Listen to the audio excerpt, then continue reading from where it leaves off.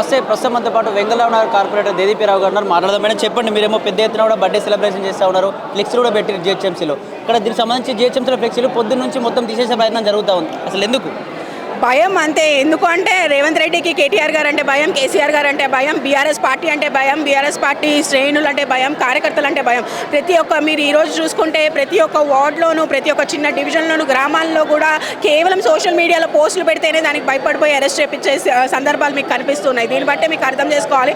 ఎందుకంటే ప్రజాస్వామ్యంలో అపోజిషన్ వాళ్ళకి కూడా మాట్లాడే అవకాశం ఇవ్వాలి. ఎందుకంటే అదే ప్రజాస్వామ్యం. ఏం తప్పులు జరుగుతున్నాయి, ఏం ఒప్పులు జరుగుతున్నాయి ప్రజలకు తెలుసుకునే అధికారం ఉంది. కాబట్టి ప్రజలకు ఏం చెప్పాలనుకుంటున్నామో, వాళ్ళ ప్రభుత్వంలో జరిగే ఏమి నష్టాలు జరుగుతున్నాయో ప్రజలకి తెలిసే అధికారాలు ఉన్నాయి. కాబట్టి మేము చెప్పడానికి ప్రయత్నిస్తున్నాము. అలాగే వాళ్ళు ఏదైతే 6 గ్యారెంటీలు అమల్లోకి తీసుకొస్తామని చెప్పారో అవి అమల్లోకి తీసుకురాలేదు. కాబట్టి ప్రజల కోసం మేము కొట్లాడడానికి మేము సిద్ధంగా ఉన్నాం. కాబట్టి ఈరోజు ప్రతి ఒక్క దాంట్లో, ప్రతి ఒక్క చిన్న బ్యానర్ విషయంలో కూడా ఈరోజు అడ్డంకులు చేస్తున్నారంటే దీన్ని బట్టి మీరే అర్థం చేసుకోవాలి. రేవంత్ రెడ్డి గారికి కేసీఆర్ గారు అంటే ఎంత భయమో, కేటీఆర్ గారు అంటే ఎంత భయమో మీకు దీన్ని బట్టి అర్థం చేసుకోవాలి. డెఫినెట్గా మీరు ఎన్ని ఫ్లెక్సీలు చింపినా, మీరు ఎన్ని చేసినా కూడా మొత్తం యావత్ తెలంగాణ రాష్ట్రం అంతా కూడా బీఆర్ఎస్ పార్టీ వైపే ఉంది. ప్రజలందరూ కూడా బీఆర్ఎస్ పార్టీ తిరిగి రావాలి, కేసీఆర్ గారు తిరిగి రావాలనే ఆందోళన ప్రతి ఒక్కరిలోనూ కనిపిస్తుంది. కాబట్టి డెఫినెట్గా రానున్నది బీఆర్ఎస్ ప్రభుత్వమే. కాబట్టి ఈరోజు చింపే జిహెచ్ఎంసీ సిబ్బందులు కావచ్చు, లేకపోతే పోలీస్ అధికారులు కావచ్చు, వాళ్ళందరూ కూడా గుర్తుపెట్టుకోవాలి, వచ్చే ప్రభుత్వాలు ఎప్పుడు శాశ్వతం కాదు.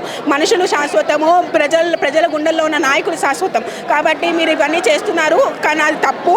దయచేసి అధికారులు కూడా వాళ్ళ పనులు చేసుకోవాల్సిందిగా కోరుతున్నాము. ఎందుకంటే కేవలము రేవంత్ రెడ్డి గారి తొత్తుల్లాగా వ్యవహరించడం అనేది కరెక్ట్ అయిన పద్ధతి కాదు. కాబట్టి అధికారులందరికీ కూడా మేము స్పష్టంగా తెలియజేస్తున్నాము, ఇది సిస్టమ్ కాదు. రానున్నది డెఫినెట్గా మళ్ళీ బీఆర్ఎస్ ప్రభుత్వం. కాబట్టి మీరు ఆలోచించి ఆచిచూచి ఏమైనా నిర్ణయాలు తీసుకునే ఉంటే అలా తీసుకోవాల్సిందిగా నేను కోరుతున్నాను. మళ్ళీ బీఆర్ఎస్ పార్టీ అధికారంలోకి వస్తుందని చెప్తున్నాం. కానీ రేవంత్ రెడ్డి 10 సంవత్సరాలు మళ్ళీ నేనే సీఎం, కాంగ్రెస్ పార్టీ తెలంగాణలో ఉంటుంది అని చెప్పి చాలాసార్లు చెప్తూ ఉన్నాడు. మరి 10 సంవత్సరాలు దేవుడెరుగు. ఇప్పుడు ఎలక్షన్ పెట్టమనండి, దమ్ముంటే ఇప్పుడు రిజైన్ చేసి ఎలక్షన్కి వెళ్ళమనండి, ఎన్ని సీట్లు వస్తాయో వాళ్ళకే అర్థమవుతుంది. కేవలం మన సర్వేలు కాదు, మన పార్టీ సర్వేలు కాదు, యావత్ దేశమంతా కూడా ఏదైతే ప్రతిష్టాత్మక సర్వేలు ఉన్నాయో కూడా అవన్నీ కూడా బీఆర్ఎస్ పార్టీ వైపే మక్కువ చూపిస్తున్నాయి. కాబట్టి రేవంత్ రెడ్డి గారికి నిజంగా దమ్ము ధైర్యం ఉంటే ఈ రోజు రిజైన్ చేసి మళ్ళీ ఎలక్షన్కి వెళ్దాం, ఎవరు వస్తారో అనేది తెలుసుకుంటాం. ఎందుకంటే 3 సంవత్సరాల సంగతి పక్కన నిలబడి ఇప్పటికిప్పుడే కేసీఆర్ గారు మళ్ళీ ముఖ్యమంత్రి కావాలి, మా పథకాలు, మా ఏదైతే అభివృద్ధి కార్యక్రమాలు చేశారో, సంక్షేమం ఇచ్చేవాళ్ళు ప్రజలకి, అవన్నీ మేము కావాలి అని ప్రజలే కోరుకుంటున్న సందర్భాలు కనిపిస్తున్నాయి. కాబట్టి ఇవన్నీ అవాస్తవాలు. 10 సంవత్సరాలు కాదు, ఈ 3 సంవత్సరాలు ఎలా నడిపిస్తాడో నడిపిమన్నాడు. జూబ్లీస్లో ఉప ఎన్నికలు రాబోతున్నాయి. బీజేపీ ఏమో డైరెక్ట్ అభ్యర్థిలో ఖరారు చేయబోతుంది, దీనికి సంబంధించి ప్రణాళిక సిద్ధం చేస్తుంది. కాంగ్రెస్ కూడా దానికి సంబంధించి ప్రణాళిక కూడా సిద్ధం చేస్తుంది. మరి బీఆర్ఎస్ పార్టీలో ఎవరికి వచ్చే అవకాశం ఉంది? నిజంగా ఎట్లాంటి వ్యూహంతో ముందుకెళ్లే అవకాశం ఉంది? డెఫినెట్గా బీఆర్ఎస్ పార్టీకి అధిష్టానం ఎవరికి టికెట్ కైవసం చేసినా వాళ్ళకి పనిచేయడానికి బీఆర్ఎస్ పార్టీ శ్రేణులందరూ సిద్ధంగా ఉన్నారు. ఏదైతే కాంగ్రెస్, బీజేపీ కూడా వాళ్ళు ఇంకా సీట్లు ఎవరికి ఇవ్వాలనే నిర్ణయం తీసుకోలేని పరిస్థితులు కనిపిస్తున్నాయి.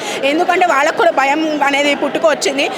డెఫినెట్గా ఈ ఉప ఎన్నిక మాకు అందరికీ చాలా ముఖ్యమైన ఉప ఎన్నిక. కాబట్టి వాళ్ళందరూ కూడా ఎవరు క్యాండిడేట్ని డిక్లేర్ చేస్తారో దాన్ని బట్టి మేము డిక్లేర్ చేయాలనేది వాళ్ళ వ్యూహాలు కూడా నడుస్తున్నాయి.